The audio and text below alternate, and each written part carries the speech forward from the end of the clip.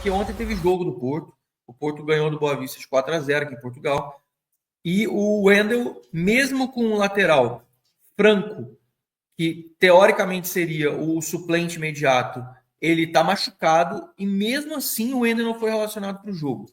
Ou seja, o técnico deixou claro que não vai usar o Wendel mesmo, assim, o cara não tá contando com ele de forma alguma e não tem pensamento nenhum em utilizar o Wendel mesmo. E o Wendel também já teve a sinalização que o próprio Porto comprou não, emprestou Valentim Barco, que era um lateral que é do Brighton, foi emprestado para o Sevilha, também não estava tendo muitas oportunidades, mas vai para o Porto numa negociação que deve ser concretizada a partir de dia 2 de janeiro, que é quando abre a janela europeia. Então, assim, o Porto já está mais do que não contando com o Wendel, né? O cara machucou o jogador da posição, o Wendel estava lá à disposição, desde outubro ele não é relacionado com um jogo. Poderia ter sido relacionado porque o Porto não tinha suplente para o partido de ontem, não foi relacionado, e além de tudo eles contrataram outro jogador para a posição, ou seja, o Porto está mais do que pronto para se livrar do Wendel. O São Paulo está aí alinhado com o jogador. Eu acho que o São Paulo, se o Porto não resolver realmente o assunto, vai anunciar um pré-contrato com o jogador. E aí o Wendel só viria para o São Paulo realmente no final do contrato dele, que acho que acaba 31 de maio, se não me engano. E aí, vamos ver como é que vai funcionar. E aí, nesse caso, o São Paulo teria que contratar um outro lateral. Na verdade, o São Paulo quer dois, né? Como a gente vem falando.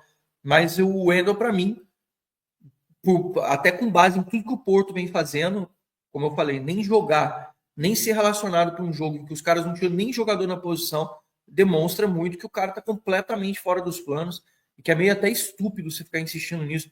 Eu vou tentar arrancar o máximo de grana. Beleza, mas você vai ficar pagando aí uma remuneração do cara que não é barata, é um salário significativo no elenco do Porto, pelo menos o que eu li aqui na empresa portuguesa, e você vai manter um jogador insatisfeito lá dentro e não vai conseguir recuperar nada. Eles poderiam, inclusive, já ter pegado o Moreira nesse meio tempo, mas é a posição dos caras. Vamos seguindo aqui, riscando os assuntos. Ontem também ficou uma grande discussão sobre a questão do Luiz Gustavo. É um dos assuntos tópicos principais de discussão entre os torcedores, negócio de maluco.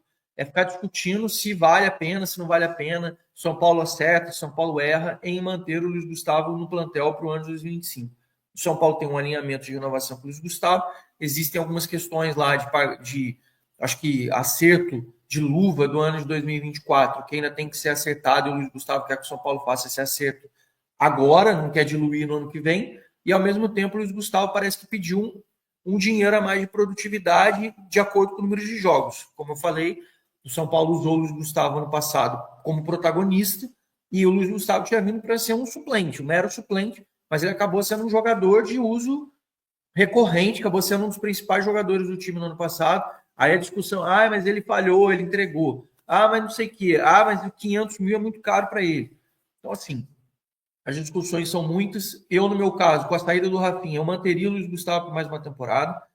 Acho que ele pode ser importante. A gente ainda está voltando o Alisson de lesão. O Thiago Mendes está voltando. Sim, mas o São Paulo deve devolver o Longo. Muito provavelmente o Bobadilha vai ser vendido, se não nessa janela, na próxima. E o São Paulo, na posição de volante, jogadores que são realmente confiáveis, não tem tantos. O Lisieiro também deve sair. O Lisieiro, para vocês terem uma ideia, é um jogador que machuca muito, faz muitas coisas e quer ganhar mais ou menos a mesma coisa do que o Luiz Gustavo. Era uma opção que o São Paulo tinha. Entre Lisieiro e Luiz Gustavo, eu prefiro o Luiz Gustavo com 40 anos do que o Lisieiro com a idade que tem hoje. Honestamente, eu prefiro o Luiz Gustavo nesse caso. Tá? Isso para falar sobre isso é minha opinião. Eu renovaria com o Luiz Gustavo por mais um ano, ainda mais pela saída do Rafinha. Acho que é um jogador para bastidor e para campo interessante. E se ele não tiver jogar tantos jogos como ele jogou, eu acho que ele pode ser muito importante em termos de minutagem, até para não estourar, e a gente vai ter muitos jogos no ano.